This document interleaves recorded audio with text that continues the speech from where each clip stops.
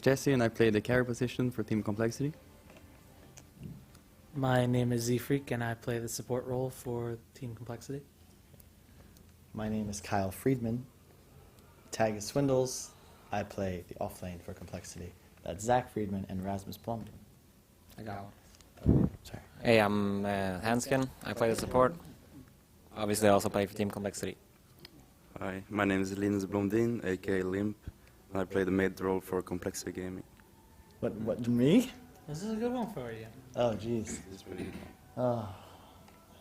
I mean, do you want the long version or the short version? It all started back in Han a few years ago when Jesse started playing with us, and he actually moved in with me and Zach in Miami. We won a few lands, there was some drama, and then Limp, I was actually at Limp's house, and 2 of my players had left, and I mean, they're brothers, so it kind of made sense, and Limp was okay. So we're like, all right, cool, we'll pick up Limp, and then picked up this other guy named Johan, won some more lands, came to Han, Dota. He was our biggest competition in Han, the captain of that team. They always finished second. Sorry, Simon. And then we came to Dota. Zach and I tried a bunch of different teams. We played with Limp for a while. Then this guy actually stole him from me, and Jesse was too good for us, so he was trying out with other teams. Then he got hurt, and then we were really bad. Then we got better because some shenanigans. We went to TI5, so we were pretty good. Jesse started getting healthy. We played with 2 guys that didn't really work out so well. And Nip, luckily, was getting worse. And they weren't happy. So after the Frankfurt major, Jesse was just dating this girl in Florida. And we were living there at the time, back near Miami again. And we kind of were just like, hey, Jesse, why don't you come hang out with us, man? And then he did, played some Dota, went well. Then we got these guys, just kind of cuz. They were good, and I like them. Blomdens are probably my go-to teammates. Simon's probably like just the natural 5th guy. Not just like teammates, they're my friends, and I've known them for a really long time, and it just sort of made sense to play together. Yes, it's not that hard though. They're pretty bad. So if I think MMR can represent me as a pro gamer, I don't think MMR means that much. You can play like one hero and get very high MMR. So no, I wouldn't say that. The main difference is communication, I guess, because you can get very high MMR by not communicating with your team and just playing your own game, and that would never work in a competitive game. So I think communication is the biggest thing. Yes. Yes. Quite a lot. It's harder because it's hard to communicate with your teammates because, yeah, English is not, they're not that good at English. You want to add something, Jesse? No. I've actually been playing quite a lot of Chinese pubs, and I am the only person in my team who appreciated Chinese pubs, and I don't know why. They're very mannered in the Chinese pubs. That's what I like a lot about them. In my games, if someone pauses the game, like the game stays paused for like 5 minutes and no one unpauses. It's really weird. In North American pubs, if someone pauses the game isn't even paused. It's unpaused like before the pause hits. That's like the biggest difference. And people don't give up on Chinese servers. They play until the end. If you're down by like 30 kills, they will not give up. They will keep playing. And if you go AFK, they will spam ping you, and they will be mad, and they will give you the triple dots in all chat. I probably have the exact opposite experience. My teammates are feeding couriers and running down the middle lane minute into the game, and going AFK as soon as we start losing. That's why you 5K. Yeah, but I'm 5K, so I mean. I just keep getting dooms who go into the off lane and try and last hit with me, and I don't know why. I'm just like, highest MMR. I'm like, hi, I'm from Complexity. I go off lane. I'm training for the major. And then a doom just goes off lane, eats the creep, and just starts clicking and auto-attacking. And I don't know why. Simon, you have a final word on the Chinese pubs? No. Definitely could go to the gym more, but I like to think that I'm getting there. I can do a bunch of push-ups. As far as like Dota team, I don't know. We'll see. I think so. I think for us, right now is we just haven't played long enough, and we're not as experienced. So we are really great games. You know, not quite perfect. No one's perfect, but our great games aren't as often as we would like to be consistently really strong. But if we do well and we play our game and we perform to our potential, I think we're very, very good. I think we're not at our peak yet. We definitely need more time. But I actually think we're stronger than we might think ourselves, like in comparison to other teams at this major. Our goal is obviously first place, but we are not going to be disappointed probably wherever we finish in the tournament as long as we play our best, and we'll just see what happens. All right, so we have a sector right here. Great support. We just played a pub together. We won. We were OD and Marona. Things were great. We played against Simon, who's sitting right there, Hanskin. He lost. He was very mad. He was pudged. But Simon's also our second support in the team. Also a great player. I rely a lot on my supports. They give me the form I need. If they don't, I yell at them. Limp, our mid player over there. Also my brother. Tends to rage a bit, tends to be a tilty player, but when he's good, he's really, really good. He can beat anyone if he wants to, but sometimes he just doesn't want to. And then there's Carl, who is the reason Limp doesn't want to win sometimes. He just yells at us, just wants us to improve all the time, our captain. Sometimes it works good, sometimes less good, but in the end I think we're growing as a team and we're getting better and better every day. Huh? No, I totally agree. This one.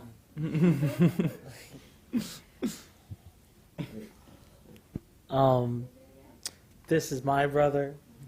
He could drive me a little nuts sometimes, No. but he's still play with him. So I love him. That's all you gotta say. clearly I love him. There we go. This guy over here, and that guy over there, and that guy over there are supposed to carry me after I give them farm, and if they don't, I yell at them.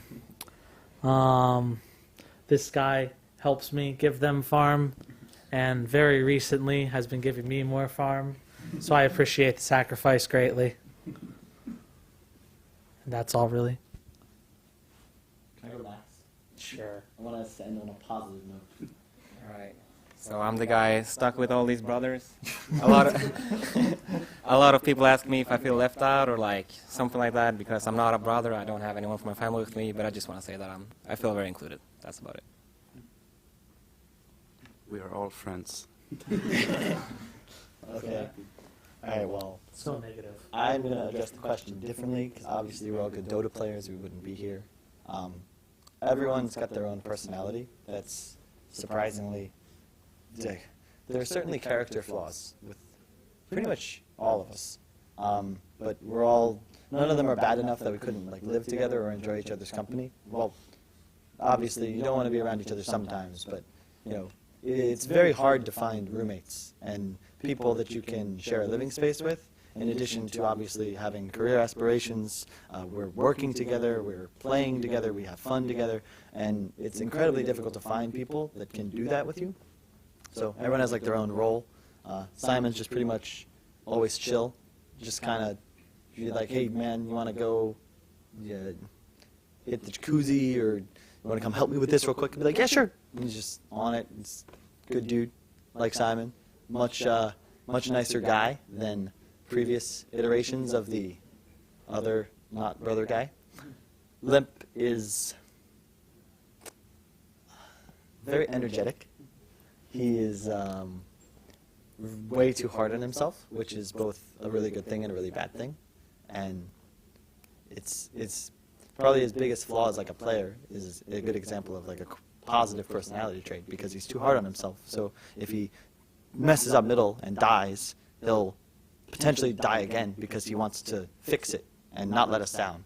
So he's just really nice to have around. Also, is down to always go dancing, which sorely lacking on past teams. Love Limp.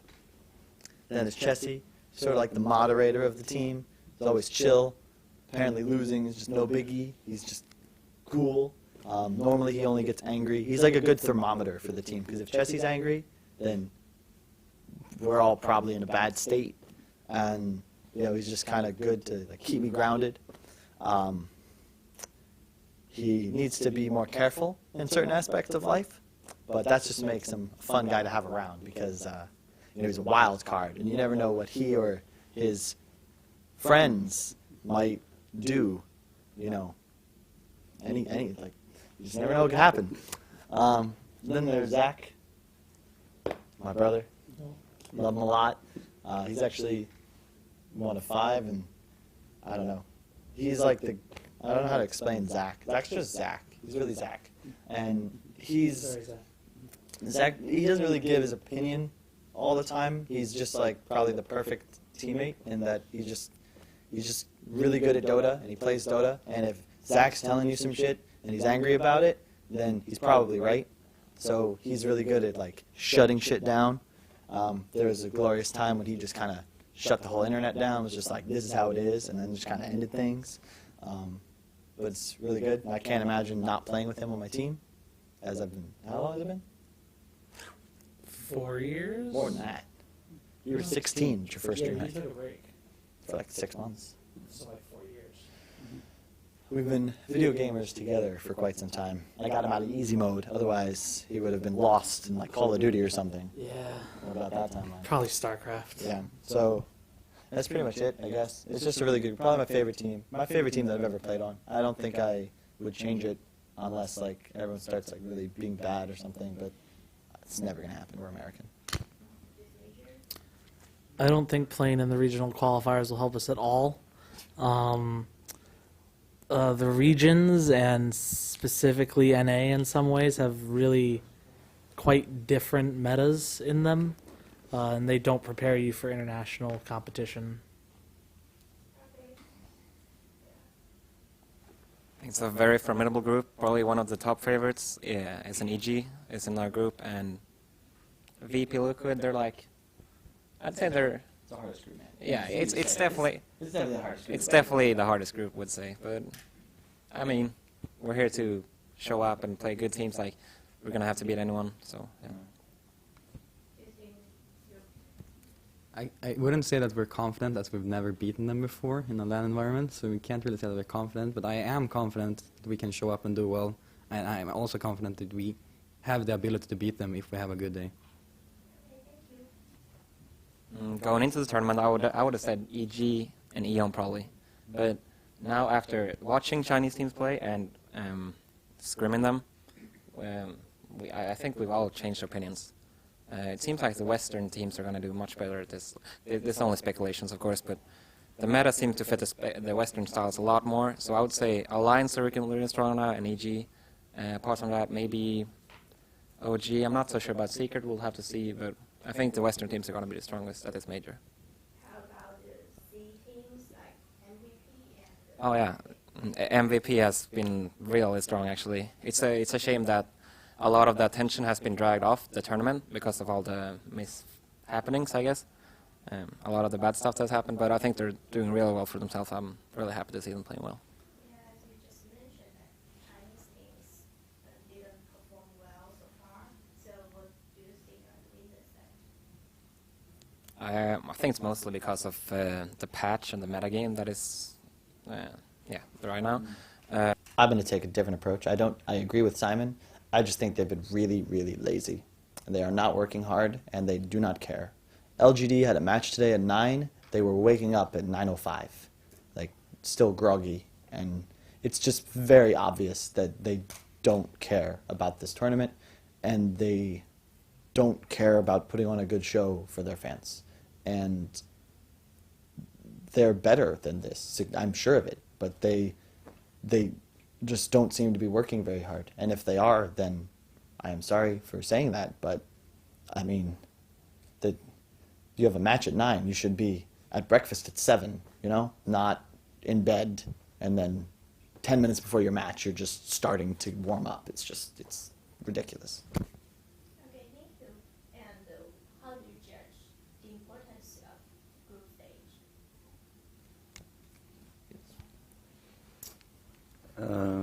I think it's pretty important to come top 2, going into a best of 1 in the loser bracket. you can go either way. Like even if you're EG, it's pretty nerve-wracking if you. It's just you don't want to be in that position. So I think it's very important. I would also agree. Like in between the group stage and the playoffs, there's gonna be, I believe, 2 or 3 days break, and that's the time where all the teams are gonna look at you. They're gonna look at your replays and everything like that. So, like, it's definitely important to put on a good show, and like, I don't know, just making it to the upper bracket is very, very important. I'd say. We've definitely seen teams do great runs from the lower bracket, like OG did at last major, I think. But the chances are just so much lower if you just think about it. I don't really think there is a team that we want to beat the most, aside from the team that we'd play in the finals, or the team we're currently playing. It's just really the only way to look at it. I mean, the team that I would say would be the strongest team right now is EG, which we also is playing. We're playing against them in the first round, so tough luck for us. But we're gonna do our best, and we're gonna show up, and hopefully we will do good as well. Coming into this event, the only teams I just didn't. You always are going to have good teams in your group, but the teams that I thought specifically were better than, their seed. So there's like a 1, 2, 3, 4 in each group. I think that EG was the one we really didn't want in our group because we scrim against them all the time. They know us the best. And then the 2 would be VP because once again, they scrim us, they know us really well, and their style of Dota is very strong. So we unfortunately got both of those teams in our group, but that's just the way the cookie crumbles.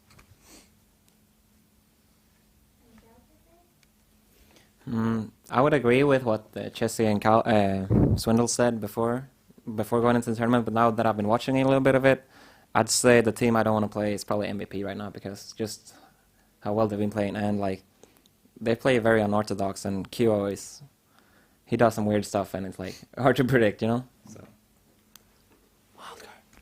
Wild card. Yeah.